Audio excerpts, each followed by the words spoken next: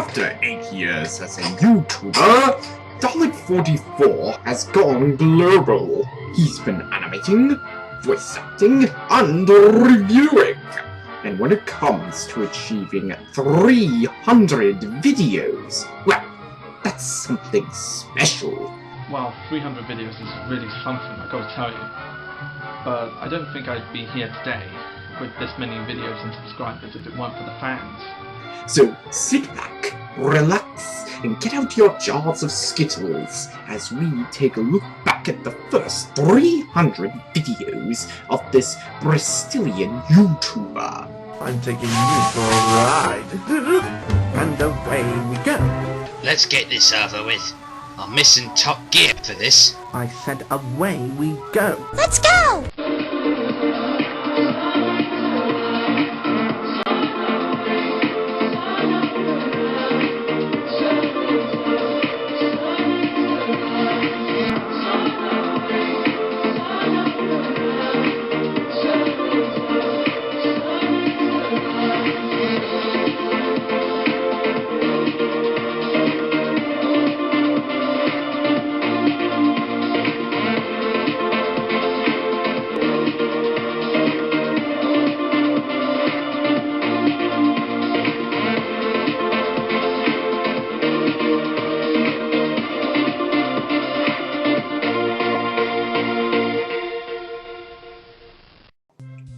Back in 2007, a normal, everyday Bristolian joined a website called YouTube, but it would take nearly a year for him to start making videos.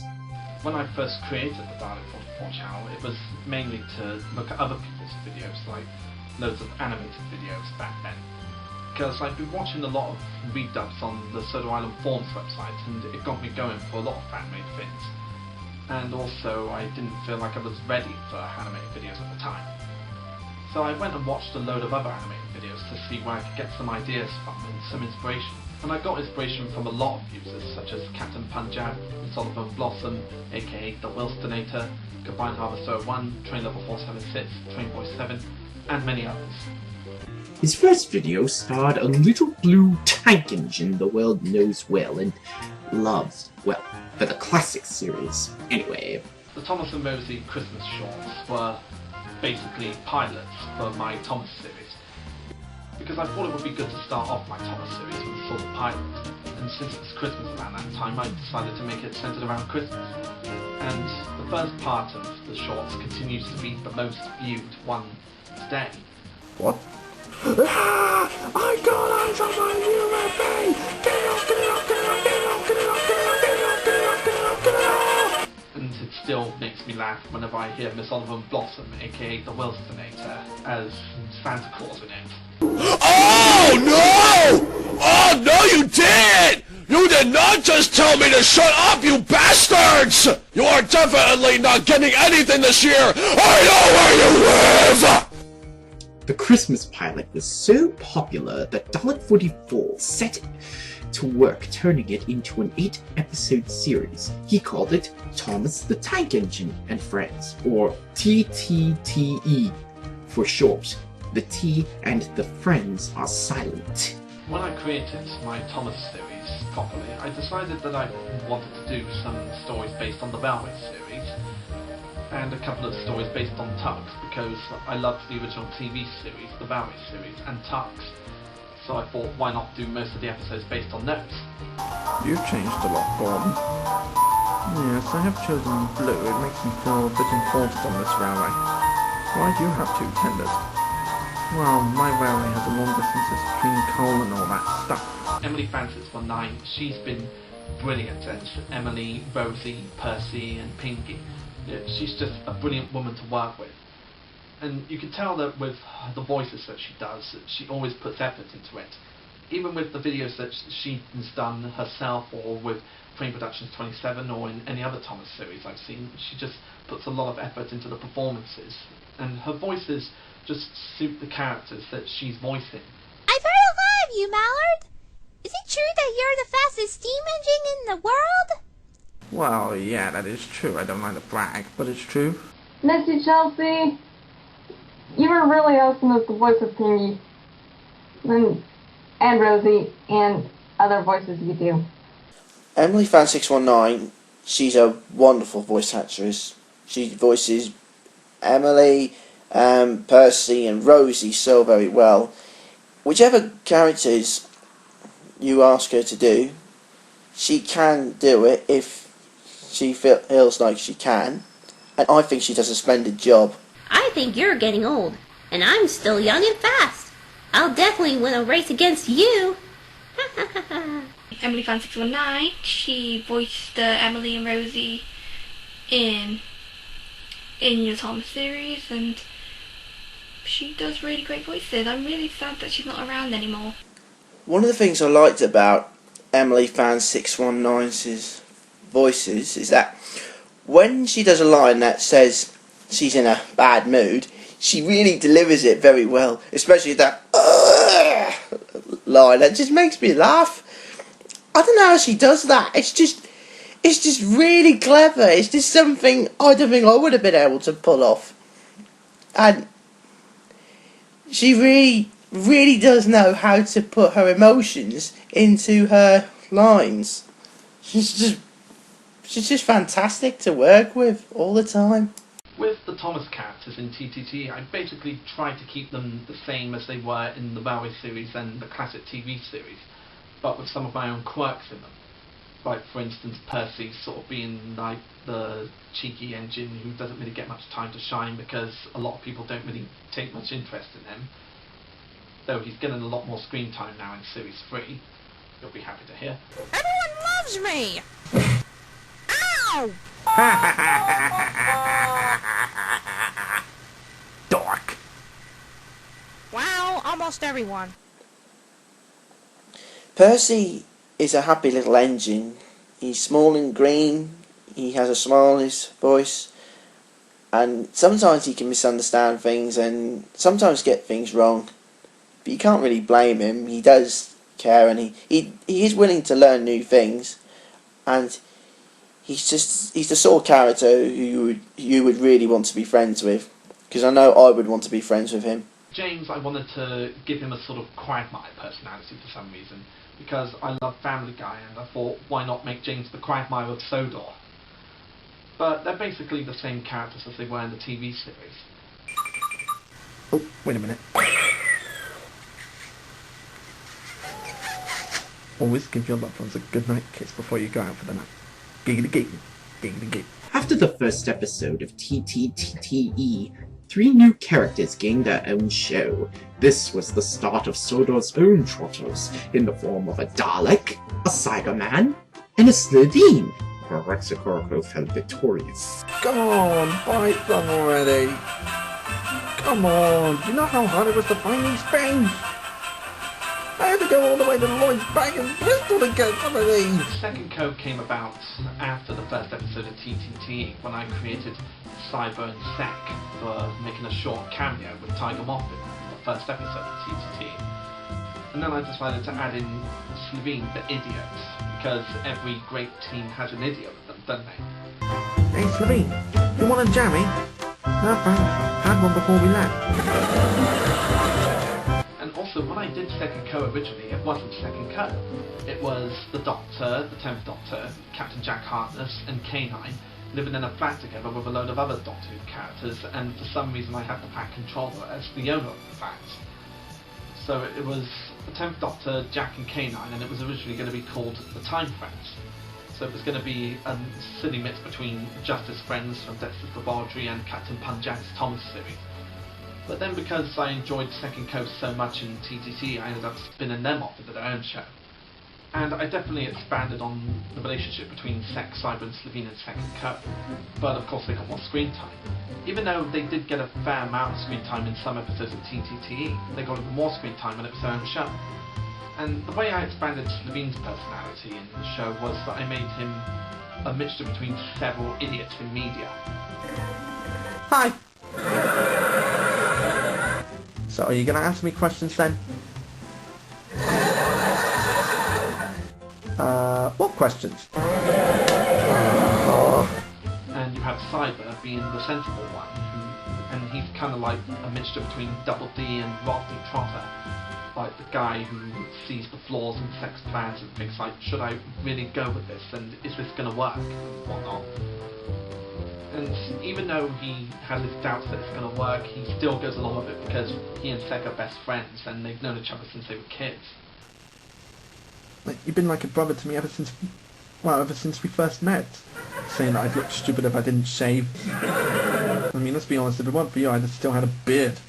Cyber, would you shave that ridiculous beard? Sek is the Del Boy of the show. Like, he's a mixture between several characters. He's a mixture between, like, Del Boy, Blackadder, Strong Bad, and many others. You know, he's just a mixture of several of my favourite characters. And I think there's also a little bit of Daffy Duck in him as well, since he wants to be the star. And he wants to be appreciated by everybody, but for some reason he's not getting appreciated. And there's also a bit of Blackadder in him as well, like sort of like the sore loser and not getting his way and making Slevine feel bad about himself because he's stupid. Yeah, it's a mixture of several characters with Sek. But a lot of it is the Del Boy attitude, like the whole he who dares wins kind of thing, and just wanted to make money, to make a living. I'm in favour of the 4-day a week, the 3-hour a day, the 47 minutes an hour and the 30-second a minute. This gives me time to do a lot of lying about in the sun and eating.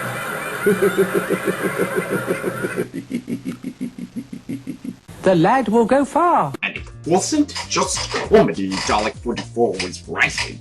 He was also famous for his love stories. I love love stories, and I don't really know why. I guess it's just years of watching like old Mickey Mouse cartoons when he's going out with Minnie, and a lot of other films that have love interests in them. And I focus it a lot on Thomas and Rosie because Rosie's one of those TV series characters who I think needs more time to shine in the show. So I ended up making her one of the main characters. Soon, Dalek44's gliding mascot began using his own computer for similar reasons. Strongbad uses his. Dalek Sek, you sick man. Even though you have a girlfriend, you still fantasize yourself with Sonia Hedgehog. Seriously, why? You need help, you sick Dalek. Your pal, Duke. P.S. You're sick. Nemesis Hero 123 was a user who'd been creating the Frank email show, which was basically Frank the Small Diesel from the Railway series, who would check emails in a strong, badish type of way, since Homestar Runner was an inspiration to him. And it was also the force for me to create Dalek Sek emails, because I watched a lot of Homestar Runner videos during those times, and I absolutely loved the character of Strongbad and decided I wanted to do an email show based on him. And the guy who would check the emails would become Dalek Sek. Dear Sek, how do you deal with Slevine?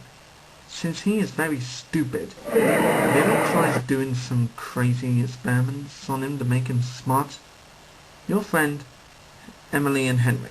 Which would eventually lead to me and Nemesis Hero 123 to make a crossover between Dalek Sek and Frank. You stole my email idea! No, I didn't. I thought of it before you did. Anyway, you stole the idea from Strongbad. Stole, made up, what's the f***ing difference these days? But whatever Sek was doing during his career, he would often be followed by an old star from the 90s. A cute little cartoon character we all call Dot Warner.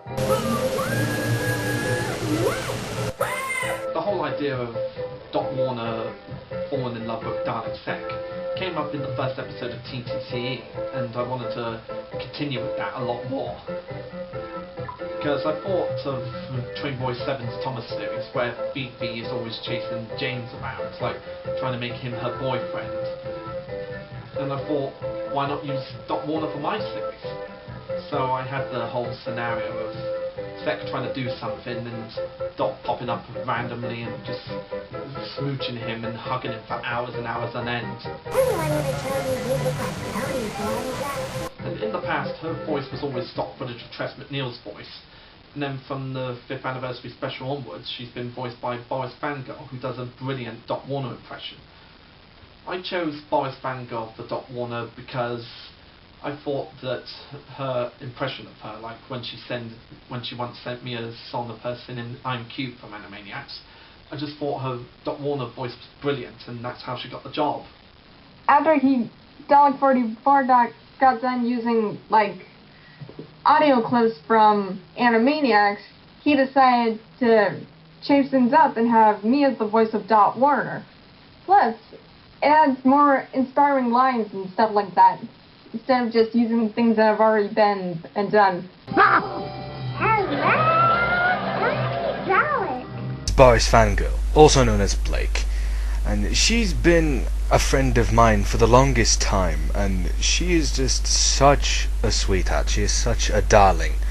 Whenever I've felt sad or down, you know, and I've needed someone to talk to, she has always been there. She has always had a kind word or a piece of advice that's gotten me through whatever my problem is, and she's helped me a great deal of times, and I thank her for that so much. I thank you so much, Blake. You're just such a darling. And it's always a joy to have a chat with her. About this, about that, about anything. She's that sort of person.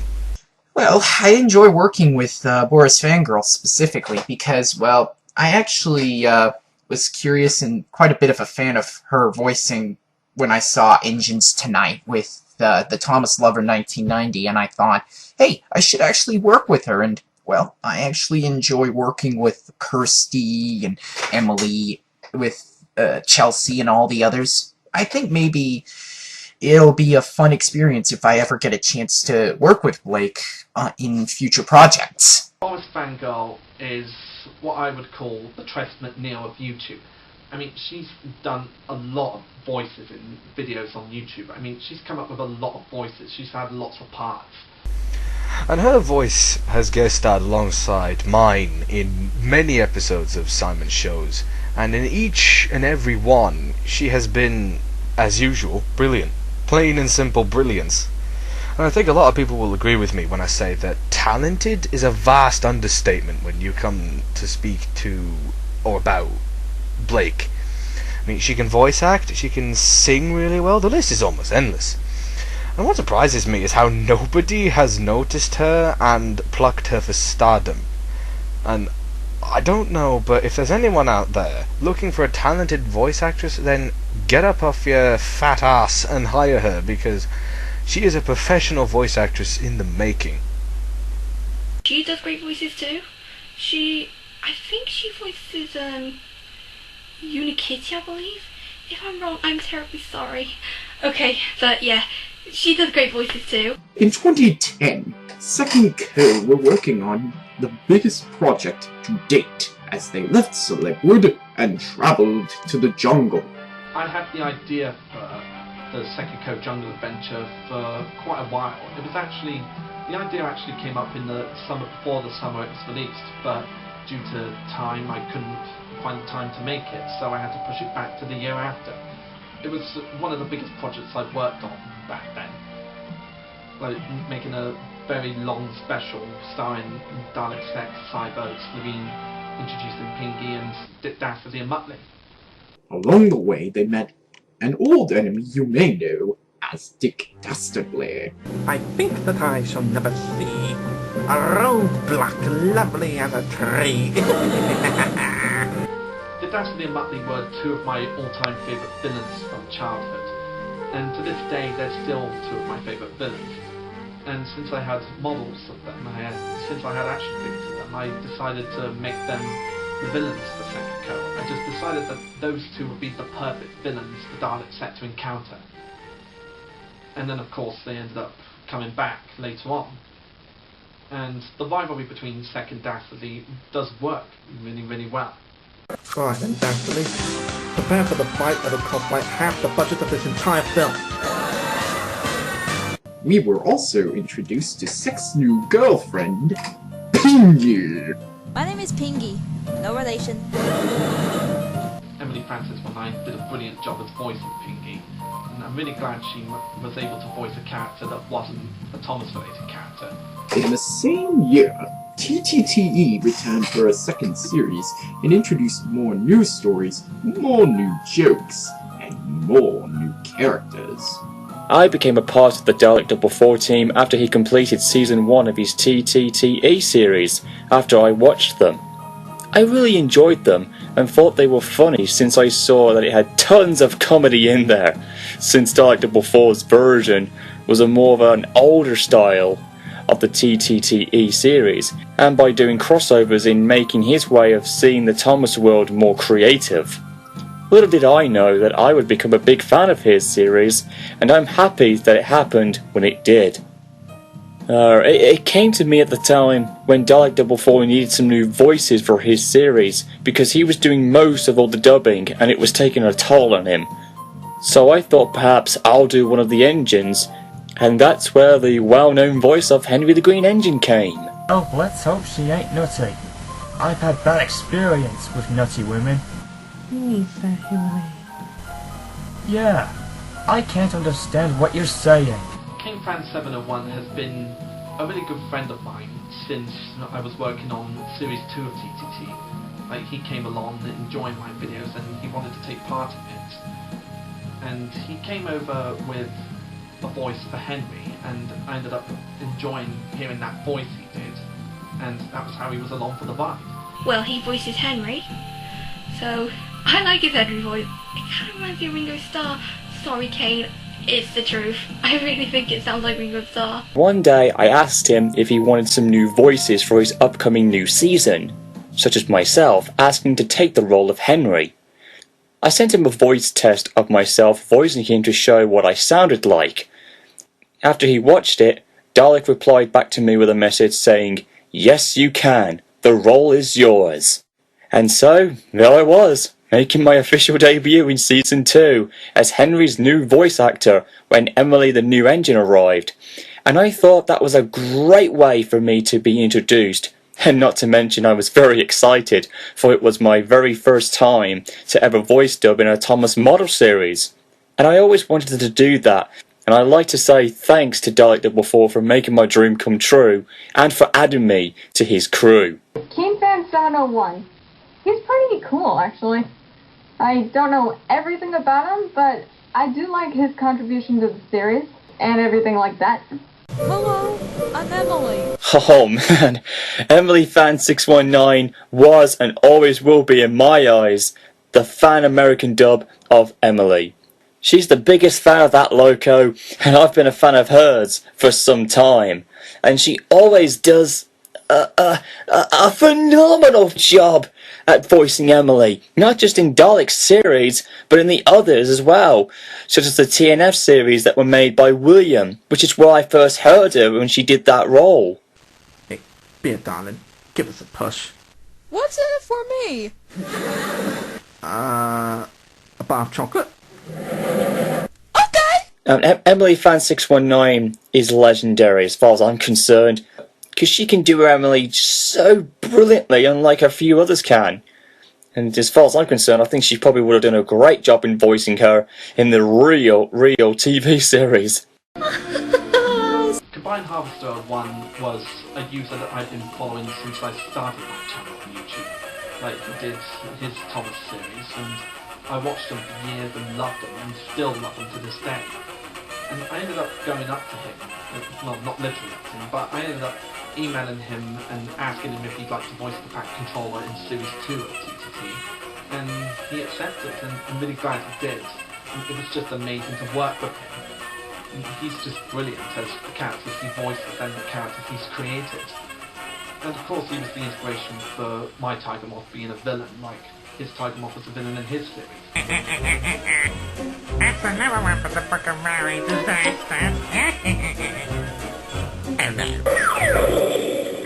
Combine Harvester 01, oh, he brings me back awesome memories. One of the very first ever that I started watching the model series of Thomas. He's amazing and another legend in my eyes. Combine Harvester 1 was one of the reasons I became addicted to being a fan of seeing Thomas in a new way before I started to use YouTube in 2007 and returning in 2008 after I took a 3-month absence. He did a great job in voicing the Fat Controller. The Fat Man, as he's called in Dalek44's TTTTE series. Around the same time I started to voice Henry. Thomas, women are so expensive! They borrow your credit cards, then they make you buy ice cream, and they don't even let me lick the spoon! Not to mention they nag you to death about things you don't even give a crap about, and my wife's standing right behind me, isn't she? Ah, brilliant YouTuber. Shame he's not around on YouTube anymore. Yeah, he does great voices. I'm pretty sad that he's not around anymore, but with his characters in your series, he does a really great job. Mr. Christopher Blower. He's a really, really good actor. And he's also a good animator and director too. Like, just look at City Trends and how far it's come across. Of course, I miss being on that show too. Combine Harvester, I used to work with him on my mini-series.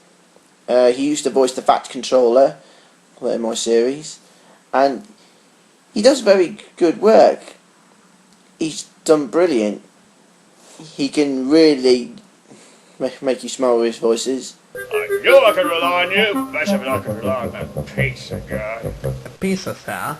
What time do you call this? I ordered 2 hours ago! Nemesis 0123 came along and voiced Edward and Bert in my series of Thomas, and he's been doing those voices ever since. And he's also been the voice for Duck the Great Western Engine too. And like all the other users I've worked with, he does a great performance, and it's really great to work with him whenever I get the chance to. We don't hang around the smelter's yard watching the machines turn old steamies into scrap, don't we, Harry? Nah, of course not. Nemesis Hero 123, of course, he voices Edward and Duck, I believe, and I'm not sure if he voices anybody else. I'm sorry if I got it wrong, if I'm missing anyone else. But he does great voices for them. I'm really glad he's in your series. Nemesis Hero 123, also known as Matthew, who's done various voices for various characters across Simon's shows. I mean, so many that I can't even think of one to put to him. And in real life, me and Matthew are good friends, and we've had many a conversation on Facebook and Skype about Doctor Who, about Simon's shows, about all sorts of things. He's a great guy, just to talk to, because he has like a superb sense of humour and he has a very creative mind. What you need is a deputation. Explain what that was. I've heard of Neos Hero 123. I have very little to say about him, but he's good at what he does in voicing Edward the Blue Engine, and I give him credit into doing a tremendous job on that role. Thumbs up to you, mate. I think he's going places. And it's just to have our voices, guest star alongside each other is truly magical to listen to. In an upload of Simon's recently, he voiced a number of characters, like Duck in the episode Dockyard Disasters, and it was just a blast to hear our voices working together to create a little masterpiece. Like, just the way he words things, and just the way he effed and blinded in that video was just fantastic. Well, very well done, Matthew. And I hope that your projects, come to fruition, as the old term says. Oh, bloody hell! This guy is awesome. He's so inspiring and amazing. His drawing and contributions and voices Muttley sometimes. He's so cute. In 2011, Bubs started to get more attention from Dalek44 as he got his own show. The whole idea of Brilliant Bubs was teased in a sneak preview of the Second Coast special in Jungle. It was basically just a little teaser for a possible spin-off of Bubs, which ended up happening. Bubs and some other characters for our show possibly get an spin-off show? Well, I can tell you now, there's no way off. Well, except maybe for the spin-off part. And the whole idea of Brilliant Bubs the inspiration was from Magnificent Muttley from Dastardly and Muttley and Their Flying Machines, where Muttley would have these daydreams of anything that he could be, and having Dastardly as the antagonist, like the villain. And with Bubs, he would have daydreams of him being a famous detective and always solving crimes, which happened to always be from Dr. Dalek, who was his imaginary version of Dalek Sec, like picturing Dalek Sec as an evil scientist who wants to take over the world. And eventually Brilliant Bubs ended up becoming a mixture between Magnificent Muttley and Super Ted, since it was the whole 3 villains against 1 hero scenario. So it ended up becoming a mixture of both those shows. I'd say about 100 carats. I thought they were diamonds. What's vegetables got to do with this? Idiot. During summer 2011, Dalek44 gave Thomas and Rosie the spotlight with their first summer special based on a Mickey Mouse cartoon. The Thomas and Rosie summer special Around the World in 80 Days was actually based off of a Mickey Mouse short from Mickey Mouse Works and House of Mouse called Around the World in 80 Days, of course. And it was a project that I had planned for a while. In fact, I think I had it planned even before Series 1 had. But I just didn't have the time to make it back then, and in the summer of 2011 I ended up making that come true. And we of course had Emily Francis on 9 voicing Rosie and Emily, and as always she did a great job. And it was also the chance for me to show off the bad Scrooge McDuck impression I had for the Scottish version of Dalek Sec. As the executive by your great uncle's will, it is my responsibility to carry out his instructions and bequeath you his fortune. Sweet Jesus! And it's still one of my favourite projects that I've worked on, and you can find it in my top 15 projects that I've worked on list. Yeah, it was just a lot of fun to work on, and I hope to do more projects like that in the future. And then of course a few years later I ended up working on a commentary, well, it was actually a review of my own Thomas Around the World in 80 Days video, which is funny because I'm the one who made that video. But it was a lot of fun to work on that review with him, just coming up with these jokes and gags. Due to its popularity from the fans, and it was amazing. And I think to this day it was one of the most super and fantastic moments ever. Even though I do enjoy that special to this day, there's still things that you can make fun of. But that's the beauty of reviewing. Even if it's something good or something you like, you can still find something to make fun of it. 2012, Cyber landed himself with a girlfriend of his own, with the voice of the Tress McNeil of YouTube herself, Boris Fangirl.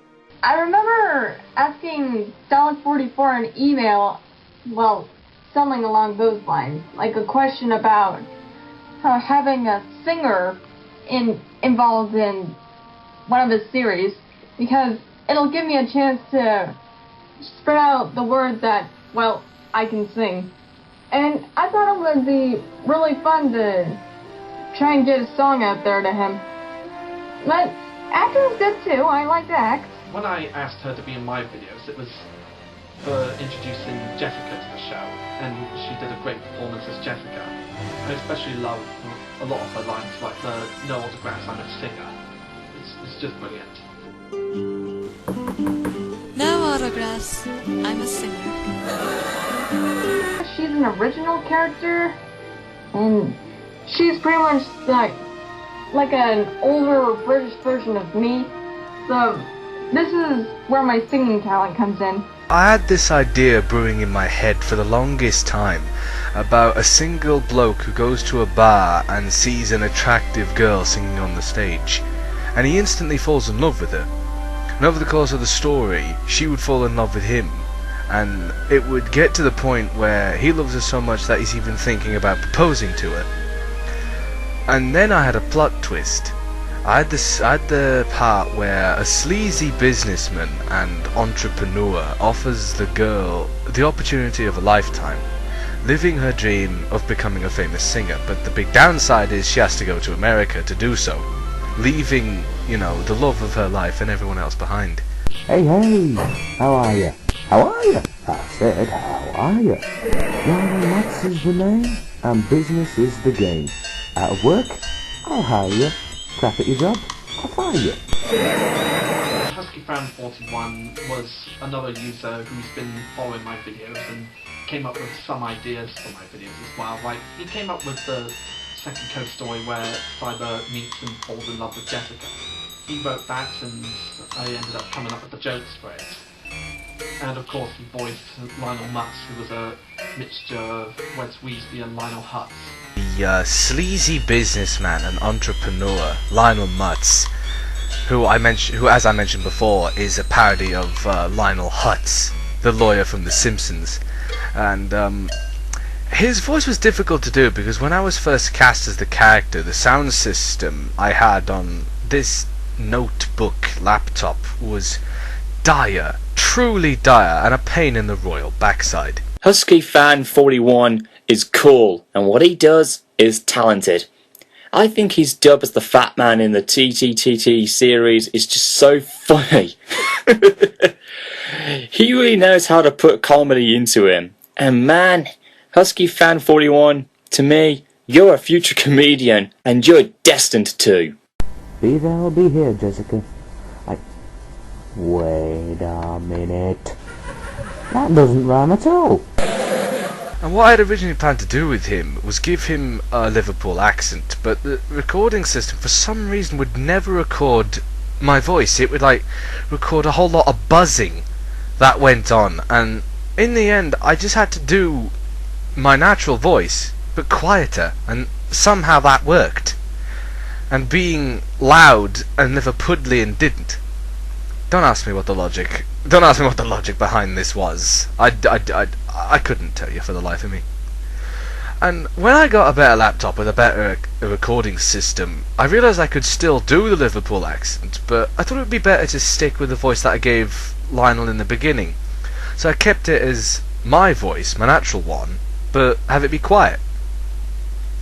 And I see Lionel Hutz as a businessman, an entrepreneur, but he's a sleazy type. The kind who'd, do anything or say anything, to, make a deal. A real Saul Goodman character, like from Breaking Bad. That's who I sort of see Lionel Mutz as. Robert, you really believed in me, and I'm proud of you for that. I'm so grateful that he actually helped Simon here develop Jessica for me. I'm so proud, and I'm really glad that you helped me along with that. To mark the 5th anniversary of his channel, Dalek44 called on Second Cyber to honor the occasion the only way they know how. You don't get the super chip, but you're still the winner of the Rocky Mountains, the preserved trees from Henry's Forest, and the La Brea Tar Pit. Lucky me. Eventually, the twins of the Pseudo Railway took the spotlight in The Troubled Twins, which featured 2 stories, 2 sets of twins, and a new friend for the island. You first wanted me to voice Mavis in your Thomas series, so that's the first time I voiced in your Thomas series, and then you wanted me to voice Molly in your Christmas short, on how Molly got introduced. I'm Mavis. I was sent here to help out with the quarry work. Rosie the Cutie 1999 was a user that I came across years after I'd made my shows. And we ended up working together and getting together a couple of times on Facebook and Skype. And it was at the time when she was doing her Thomas's Magical Adventures series that she asked me to help her write a certain episode for Series 1, which was Thomas Gets His Coaches. And it was actually a joint effort. I mean, I wrote some parts of the script and she wrote the other parts of the script. And there were bits that I wrote in the script, but they got taken out because she didn't really want those in her script. But I don't really mind that. It's her show, I can understand that. But a majority of my stuff is kept in. She's a sweet girl, too. I really like her voice, especially when she does the voice of Beth. And she's so adorable. She's splendid. She's got a voice for every girl character, and she puts a lot of enthusiasm into her work. Where you can hear her bright, cheerful voices in them. It's really fun working with Dalek44. he does great stories. Really hilarious ones, brilliant scenes, like brilliant stop motion animation, great facial expressions, making it more like the series of Thomas and Doctor Who. Sorry. Yeah, he's a great guy to work with.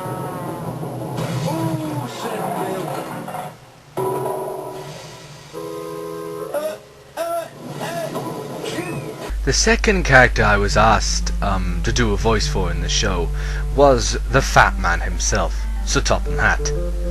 The bloke with a big top hat and an even bigger stomach, who somehow has the means to run a railway even after all the disasters and accidents it's suffered.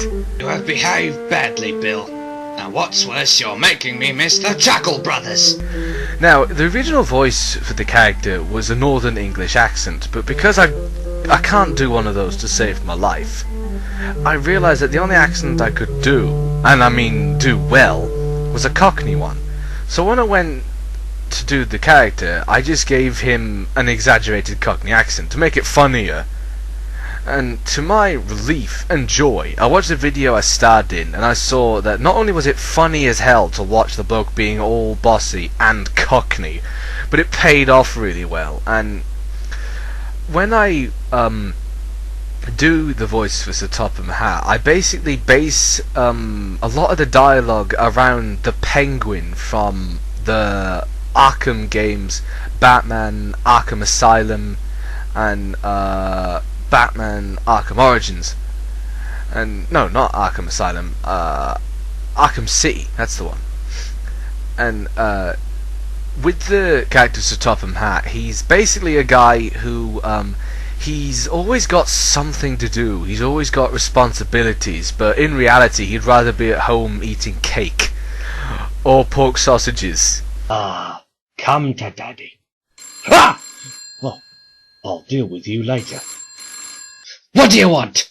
I'm in the middle of important paperwork. I had to find someone else because Combined Harvester 1 is of course busy with Tram City and its outside life, so I had to find someone to fill the void. But it was really great to work with him nevertheless. And that joke about pork sausages, that running joke, that is something that I find hilarious to listen to. And one of my favourite videos is a song that I was asked to sing for an X Factor style show in the Dalek44 emails. And with that video, I actually recorded a full-length song because I thought he literally wanted me to write a full song and then sing it, which I did. But he said he only, in the video he only wanted a small clip.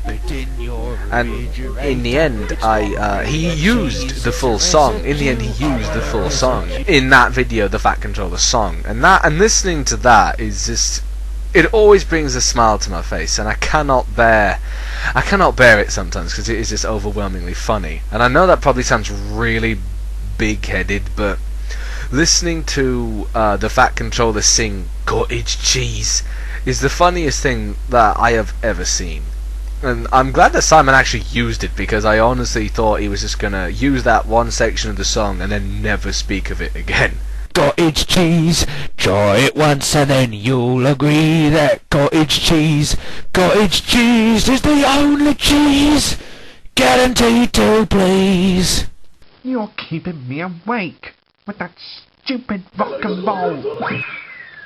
During Christmas 2012, Dalek44 tried something new on his channel, reviewing, and he started it with a show he's held in his heart for years. Thomas Sember was really a way for me to review Thomas and Friends series 1 to 7 and Thomas and the Magic Railroad, because I was actually inspired by the Nostalgia Critic, aka Doug Walker, because in that year when I started Thomas Sember, it was also the year that the Nostalgia Critic had supposedly ended his career with The Baltic Flame. And I just wanted to do a festive tribute to the Nostalgia Critic as well as the classic Thomas the Tank Engine series. And the first series of Thomas Sember was very, very popular. It got a lot of good comments and good ratings. Don't be funny. And the only one that I gave a sort of negative review on was Thomas and the Magic Railroad, due to the fact that it was Americanized and Thomas was barely in it and there were some plot holes.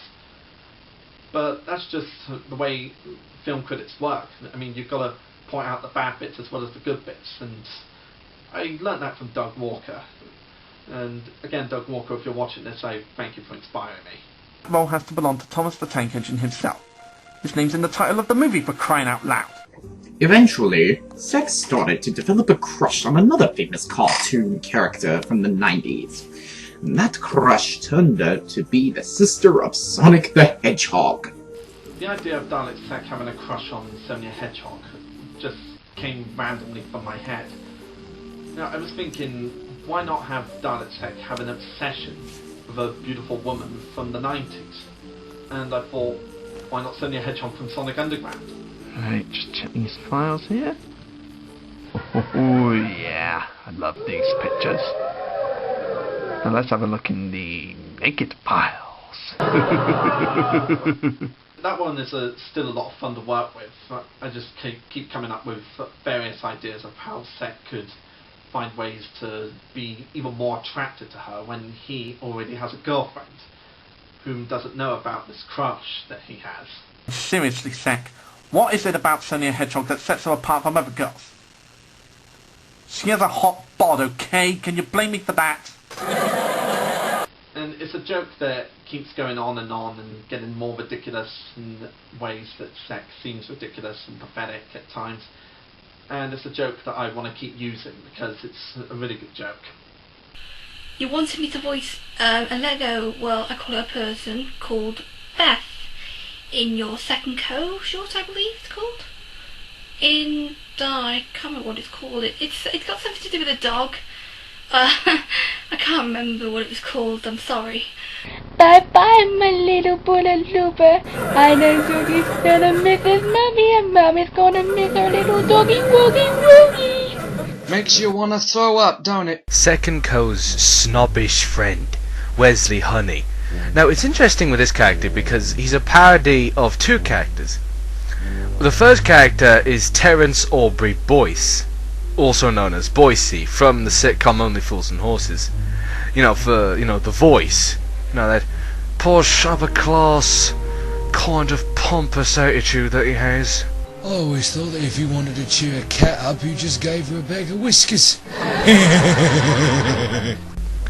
And the second character he's a parody of is Captain Kevin Darling from the sitcom Blackadder. And the combination is that he's a complete condescending bastard, just like Boise, but he has an embarrassing last name, like Captain Darling. Morning, honey? That's Wesley to you, Sec. Yeah, sure, whatever you say, honey. And I feel the only reason I got the part of Wesley was the fact that during a conversation I had with Simon on a Facebook voice chat or a Skype call, I can't remember which, but I did an impression of Boise where I did his laugh, the classic and he was so impressed with it that I got the role for this stuck-up moron. And I think one of my favourite parts with Wesley is the part when they're both going off on holiday in Every Dog Has His Day, and Beth is, running down the list of things that she asked him to do, and he just keeps getting more and more annoyed until his eyes go blood red and he shouts, "Get in the car!" Did you switch everything off? Yes. Did you switch the burglar alarm on? Yes. Did you lock up? Get in the car! I don't know if it actually recorded into the voice clip, but I burst out laughing after I did it. It was just hilarious to try and keep, a straight face. It was too hilarious. Great person. He voices Honey in the second series, and I believe he voices now the Fat Controller. I'm sure he does. Get me out if I'm wrong. So, his Fat Controller voice is pure gold. I see Wesley Honey as, the pompous, upper-class guy who has, working class friends. Basically, because no one in the sort of social circle he thinks he applies to wants to hang out with him because he's such a dick. And I love his wife, his Bethany Honey. She marvelously voiced by Kirsty, or Rosie the Cutie 1990, and it's so great just to listen to the two of them, bicker with each other as husband and wives do. I don't see what's weird about throwing a party for an animal. We've always had a party on Duke's birthday. That's only because he's your baby, Beth. If I had my way, that dog would get a tin of dog food and think itself lucky. And that's why I never let you organise parties. And one of my favourite moments was from the most recent video with Wesley in was a Unikitty surprise Christmas, with Bethany continuously kicking him, and it's just hilarious to just watch the facial expressions that he pulls every time something goes more and more wrong for him. Ow! There was more foot! It's alright, you've got the other one. Oh, sorry, I wasn't really paying attention. What are we talking about? Oh, Wesley! Look at this tree! Isn't it beautiful? I've seen better, I suppose. Wesley! Yow! That was my knee that time. Every time he delivers his lines to me, he always comes up with something new. Like, he comes up with something that isn't in the script. And I like to say that I encourage him to do that. I like the fact that he can come up with his own material to add to the comedy of it.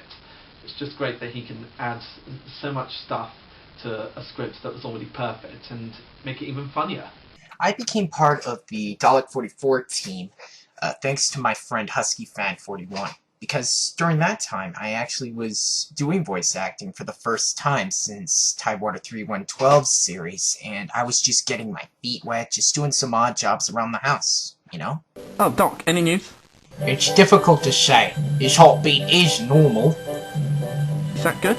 Of course. All the tests have proved negative. I'm just waiting the results of his blood sample. The characters I voiced was the Doctor from Cornwall, and the Doctor from Ireland, from the Only Fools and Horses episode, Every Dog Has His Day, because I actually wanted to show Simon about how much I,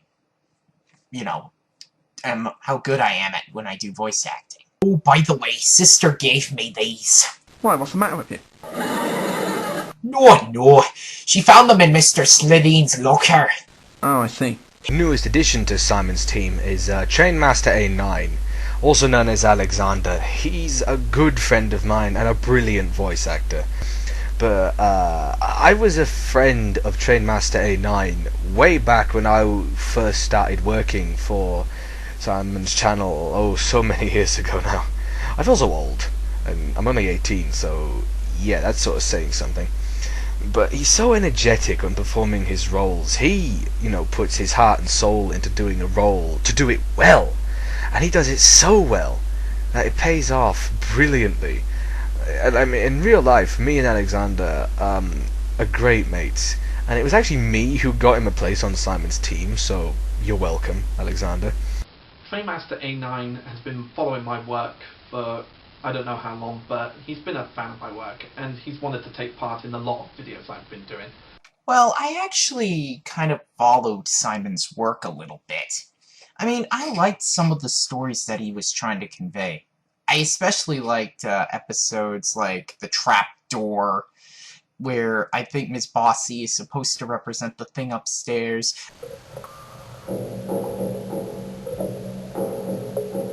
Nick, stop that noise!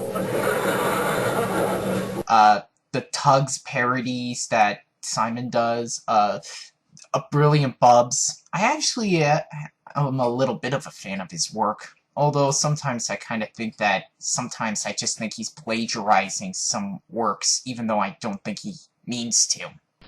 Well, I wouldn't really use the word plagiarizing as such.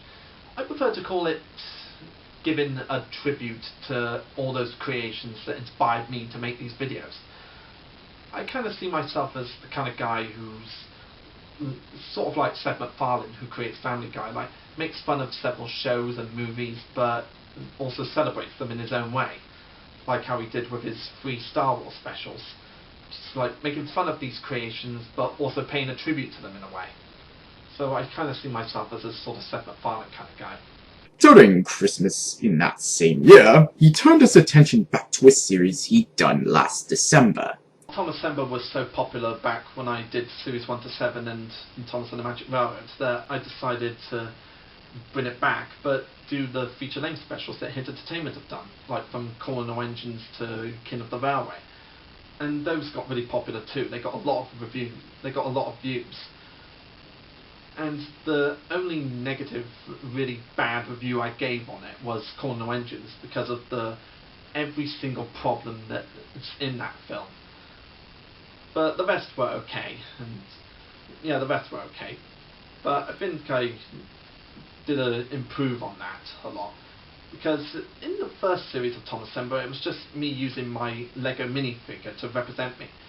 But then I decided that I need to film myself in front of the camera, because after watching the Nostalgia Critic reviews and seeing all the facial expressions that he does whenever he gets pissed off at something, or confused or shocked at something, and I thought it would be funny if the audience would see my actual facial expressions, because I think it just gets funnier when you see the reviewers' facial expressions when they're reacting to something. Amazing, marvelous, stupendous, colossal, tremendous, gigantic, astounding, unbelievable, spectacular, phenomenal! And it's good, too! And Thomas Sember Series 2 was, again, as popular as Series 1, I think. And it was a lot of fun to work on. 2014 was a new year and a new set of videos was on the way. But on the 15th of January, famous actor Roger Lloyd Packer had passed away. Being a fan of his work, Dalek44 made a tribute to this great British actor.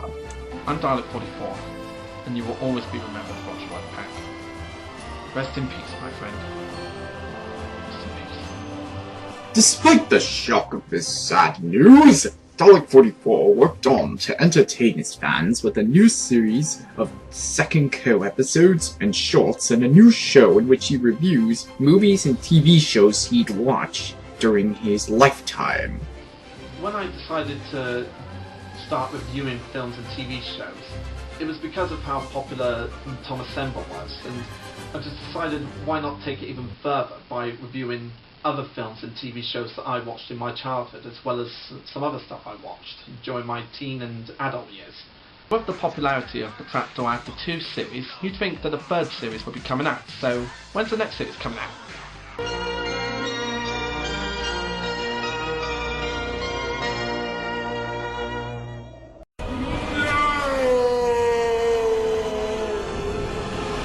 Like reviewing TV shows and films that I grew up with, and TV shows, films and remakes of stuff that I grew up with, like new films based on something I grew up with and all that.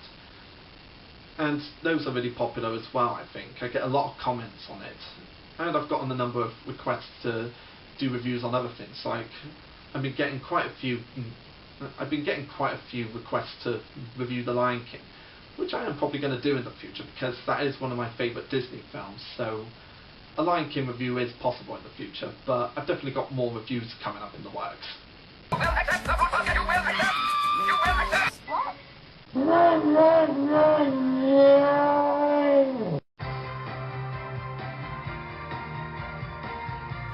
"2014 was also the 5th anniversary of Second Co, and to celebrate this remarkable day, Dalek44 brought us the Race of the Century, which brought our favorite characters together and reintroduced the fans to an old enemy." I'm back, you lucky people! Dick Dastardly. The Second Co 5th anniversary special just had to be done, really, since I didn't do an anniversary special for TTTE's 5th anniversary because I only had the time to do a short music video as a tribute. So for Second Co I decided to make a big adventure that would be bigger than the Jungle Adventure, and that turned out to be the Race of the Century. It was also, in a way, a love letter to the fans who've been watching Second Co for years, and I felt like I owed it to them to deliver them something great, something that I could make to the best of my abilities. You didn't think I'd stay trapped in that temple forever, did you? Well, until our 10th anniversary would have been nice. I think that if Dastardly and Muttley didn't come back for the 5th anniversary, then there would have been shitloads of hate mail in my account, and there'd have been riots in the streets. So it made sense that they'd come back to be the main villains at this point, because they were so popular in Jungle. And of course, they're two of my favourite villains, so they had to come back.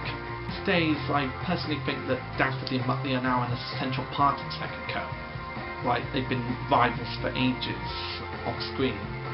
And I think to some people, Dastardly makes the perfect villain for Sec, and I always thought that Dastardly would make the perfect villain for Sec, besides the Robbers. Man, this guy can act! Especially when he voices as Dick Dastardly, he really knows how to make Paul Winchell proud. I don't know if April Winchell, his daughter, has been hearing him lately, but maybe if she did, she might be proud too. The other character I voiced was Richard Evans, which was the mechanical mannequin, and I actually did sort of a deep voice for him, you know, like, "Ladies and gentlemen, today, this is CNN. Ladies and gentlemen, welcome to the first ever Celebwood Race and Search Challenge. I'm your host, Richard Evans. Our challengers have just approached the starting line. We have quite a turnout this year. We have Second Co, Mr. Honey, Bubs, the Robbers, and our final challenger has just joined us." Because I actually drew influence from Miss Oliver and Blossom when he changed his voice. He uses a pitch changer, but not me. I like to go old school. So that is how you do it. If I'm honest, I never really expected Richard Evans to be as excitable as he was in the final project. I just wrote in the lines and expected him to come up with the lines, and his final delivery was just brilliant. He just made the character very excitable and just loving his job and all that stuff. He's really good. As Richard Evans, he's got like this vivacious energy that's just contagious. Bubs has the lead, with Dastardly falling behind him. Oh my goodness, I can't believe it! Second Co are neck and neck with the Robbers. This is amazing! Yeah, it's just really great that he could have given the characters so much energy. He is a fantastic voice actor. I have to say that right now. His lines are always so well done. He's energetic, you know, and he's one of these characters, one of these people who you don't have to turn the volume up to hear.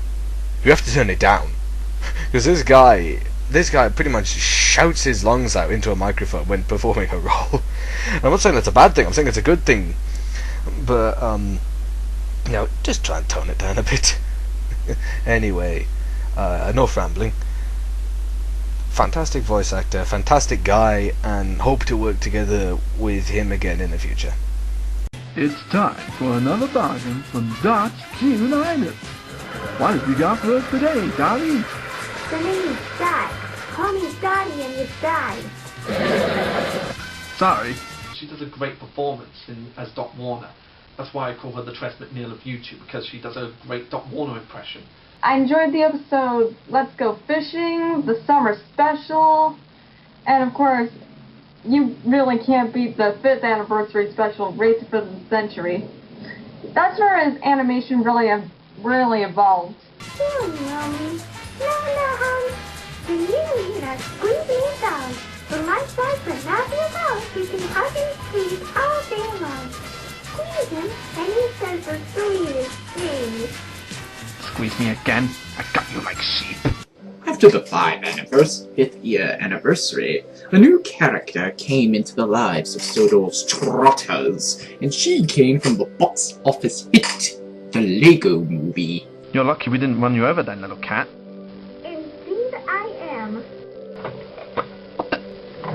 You can talk? Of course I can talk, silly. She ended up becoming the voice of Unikitty in Second Co.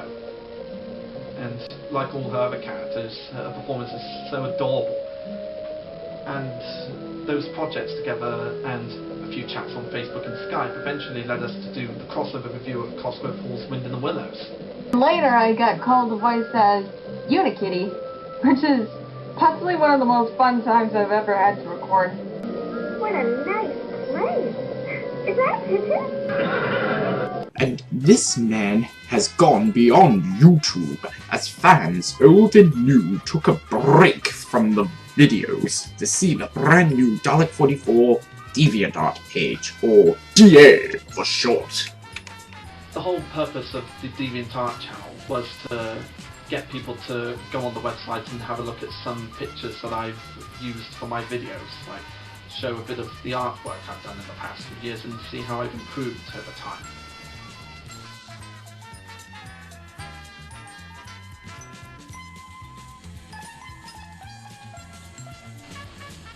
A number of people on DeviantArt do like to view the pictures and they love them. I mean, I go on the website and look at the comments and messages on it. It's been really great. Well, I do like how he edits his stuff together so well, like almost so seamlessly that you can hardly see the white little blotches. So, it's not as sloppy as or as perfect, but it's somewhere in the middle. To see all these comments from the viewers and saying what a good job I've done and how impressive these look, it's just really satisfying.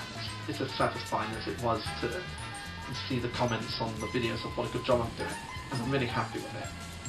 2 more deaths would eventually reach the attention of Dalek44 after the introduction of Unikitty, the famous Rick Mayall, and Robin Williams.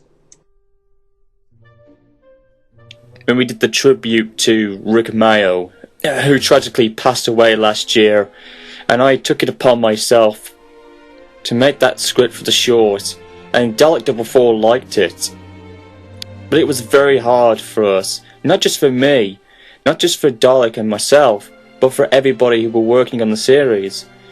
Everybody in the community was just heartbroken. Because when we heard the news of Rick's passing, it struck us all. When we did our voices, you can clearly hear me speaking, sad and emotionally breaking down. No joke. I was really upset and I was crying when I was doing my lines. Rick's passing was very hard to get through. But the amount of fans who loved and commented on that special short, me and Dalek would just like to say thank you all for that. It was a very, very hard time for us to get through 2014, because during that year we lost many, many great legends, and tragically Rick Mayall was one of them. It still bothers me. Even now it does. As the animation went on, Dalek44 started to give more characters recognition, whether it be cameos or main roles, and one character he gave a chance to shine was Molly the Yellow Engine. And in Clarabelle, because apparently you can't get in contact with the voice actor now, I think, who did them before. And the same again with Emily and Rosie, so yeah, I kindly most voice everyone now, so it's pretty fun. Good night, girls. Merry Christmas, Thomas. Rosie the Cutie 1995 is just brilliant. She does so well in voicing Mavis and now doing the voice role of Molly. She brings out those two just so magnificently, and working with her in the dubbing of Henry and Molly in Molly's Mishap, which I actually worked with Dalek on, by the way, was just so fun. I'd love to hear the rest of this story, but I better get on with this.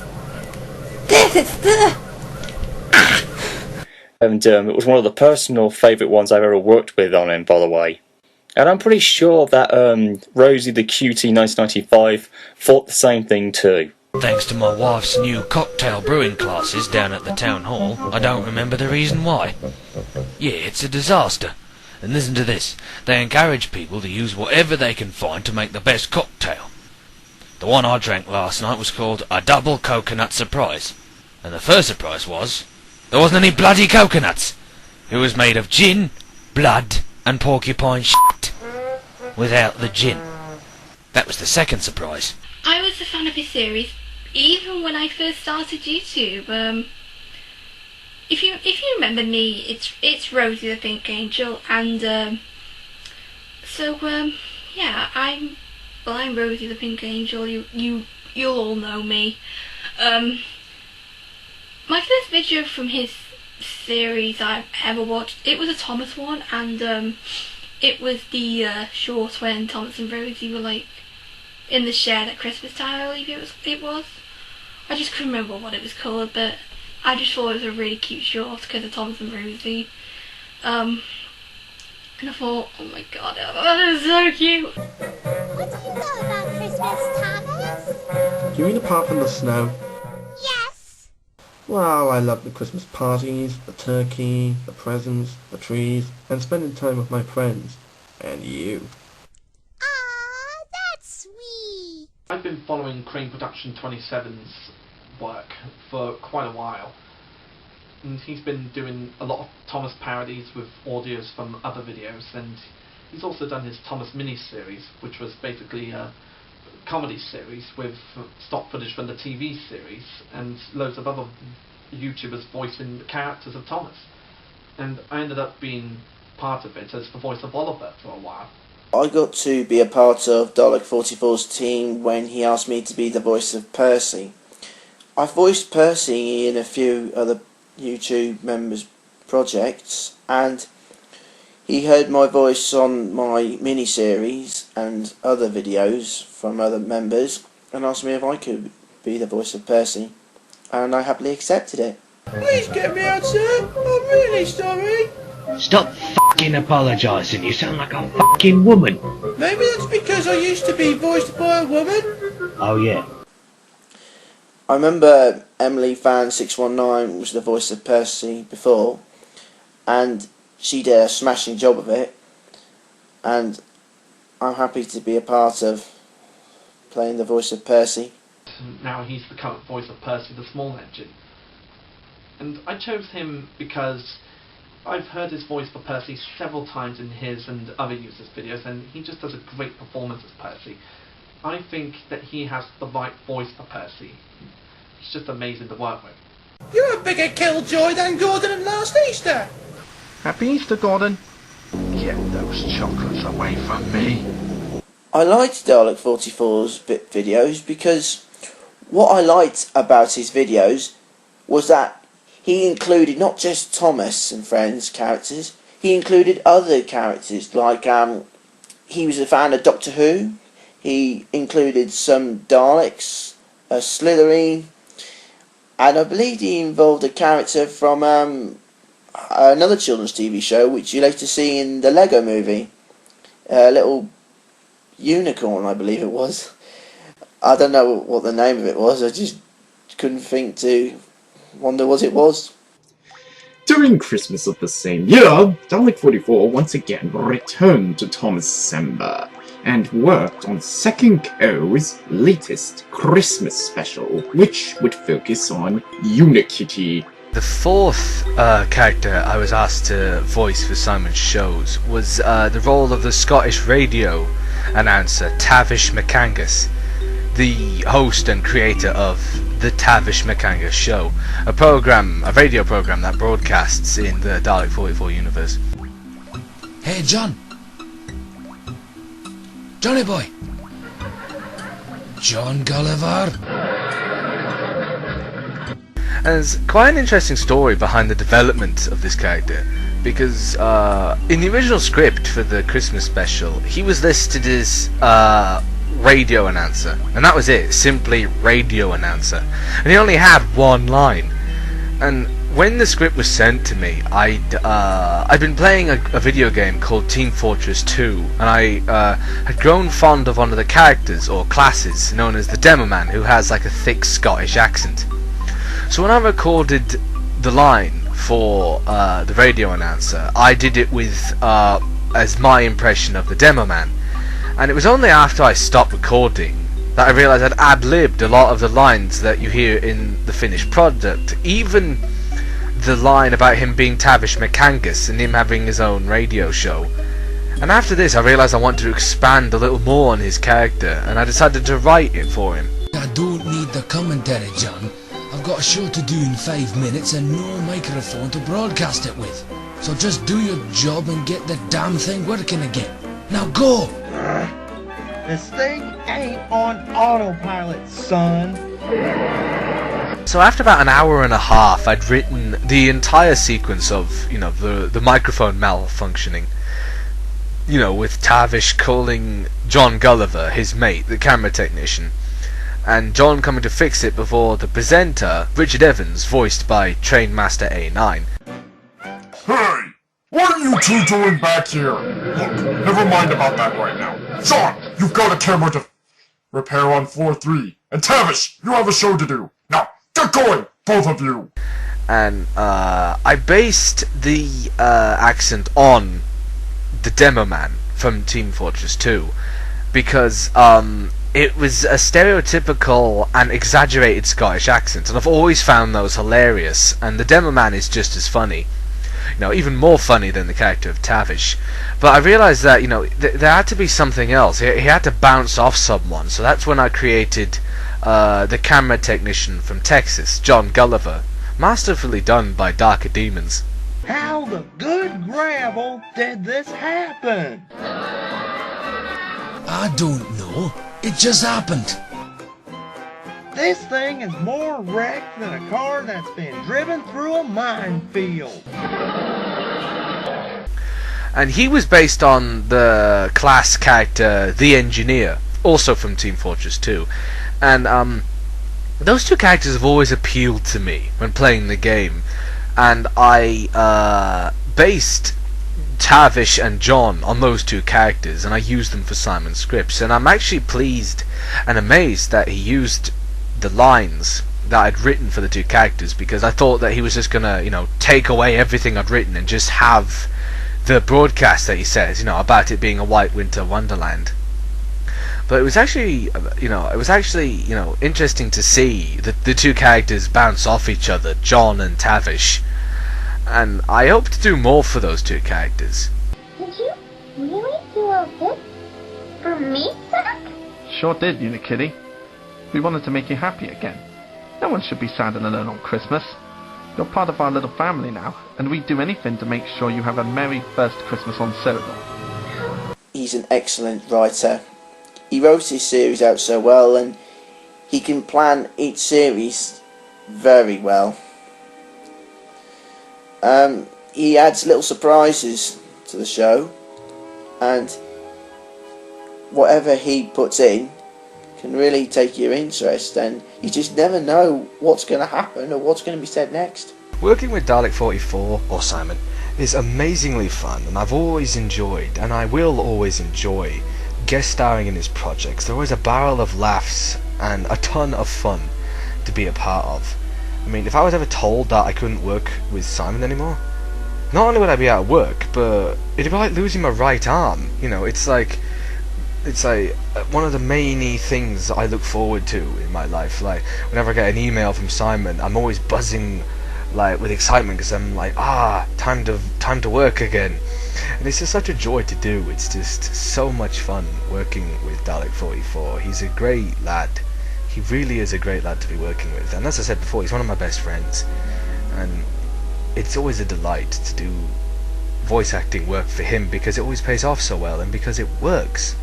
I personally, I mean, I'm not trying to sound selfish, I'm trying to be selfless, but me and him working together is just a joy. To me, it was just more than fun working with a guy like him, and I find it a blessing and a great time when I do. He's really a very talented man, like some of my other friends that I work with. I personally want to thank you, dude, for letting me be a part of something very special, and creating awesome memories, especially when we first met in Bristol in 2013. At least I think it was in that year, if my memory serves correct. Well, yeah, I guess it's kind of fun to work with someone with Dalek44. I mean, you know, whenever he wants to do business, I enjoy actually working with him, because, you know, I always, you know, get a little bit of a piece of the action, and I kind of am glad that he doesn't, you know, just leave me in the cold sometimes. Is it fun to work with someone like Dalek44? Well, heck yeah! Otherwise I wouldn't be doing this thing. My favorite moments in Dalek44 series has always been Slitheen always getting himself hurt. I mean, in the trapdoor episode about the ghost lights and everything, Slitheen's like, and he's like, it felt like as if he just got hit. Also, I kind of wondered where the owl thing came from.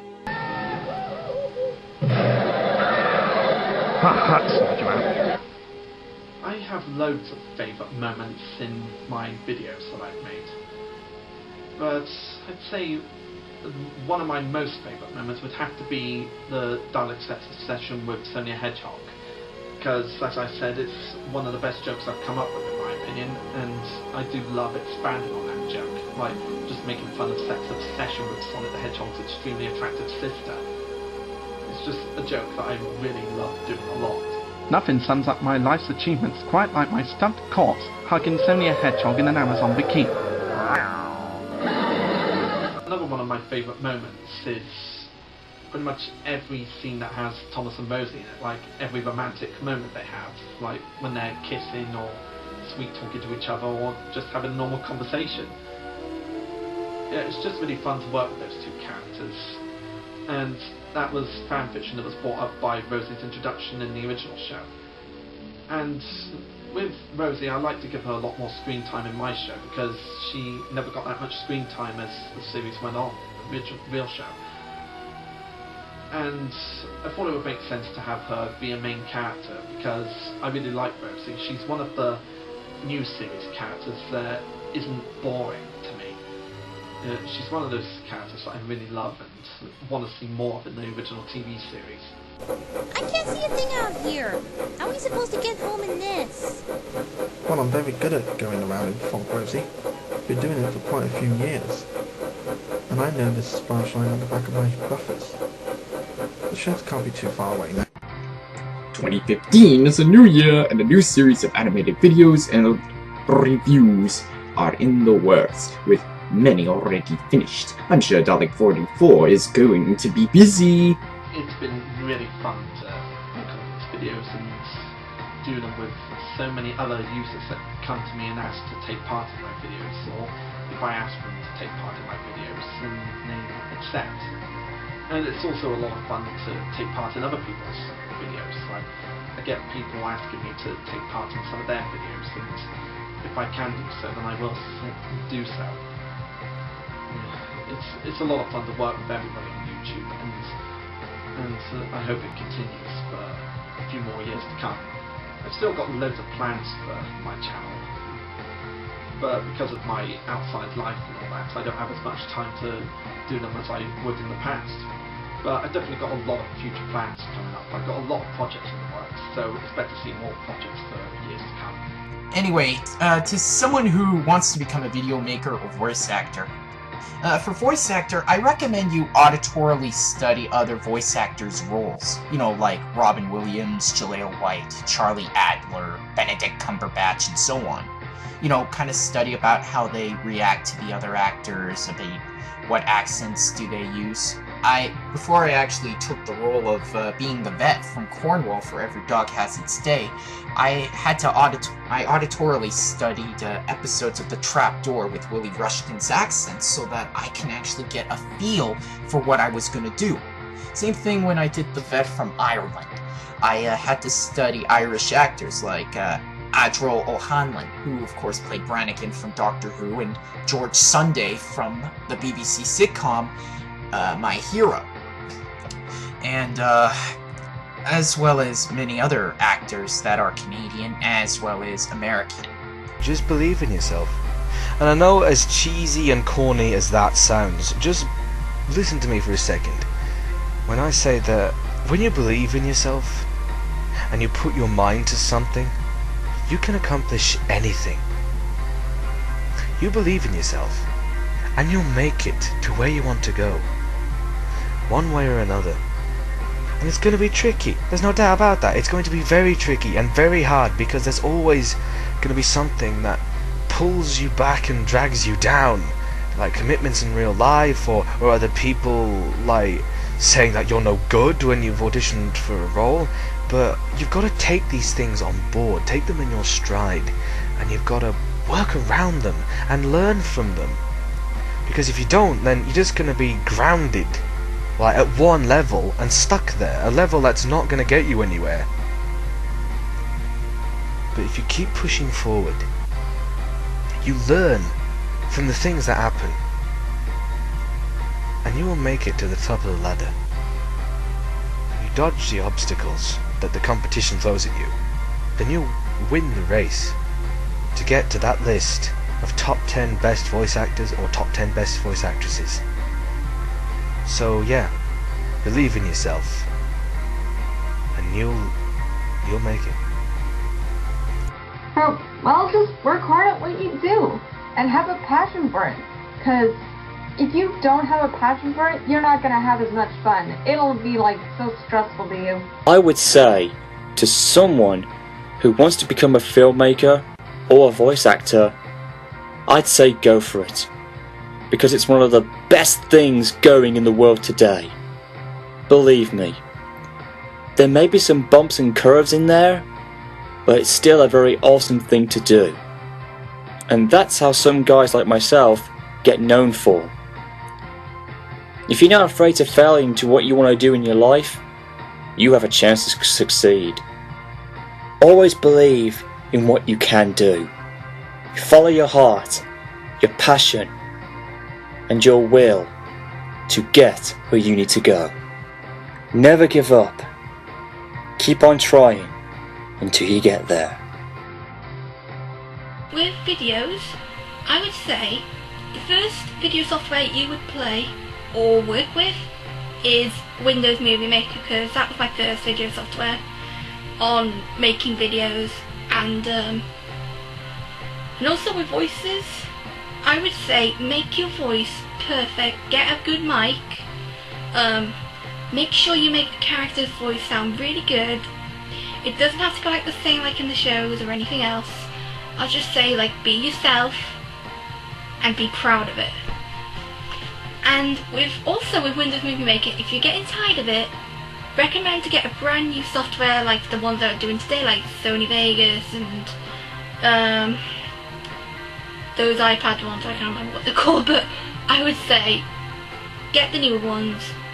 Truly amazing, brilliant, high quality. That's just everything you need to do on becoming a video maker and a voice actor. Any advice I can give to anybody who wants to become an animator, a voice actor, or both, then my advice is to follow your heart and follow your dream and your passion, and if you do, and if it's something you enjoy, then keep going at it and you'll get a lot of fun from it. I know I got a lot of fun from my years on YouTube, like being inspired by so many users and so many fan-made series. And if you want to get into the same thing that I have, then just be inspired by many people who inspire you, and go out there and do it, and don't let anyone stop you. Just follow your heart. Yeah, that's pretty cliche, but follow your heart and you'll have a lot of fun with it.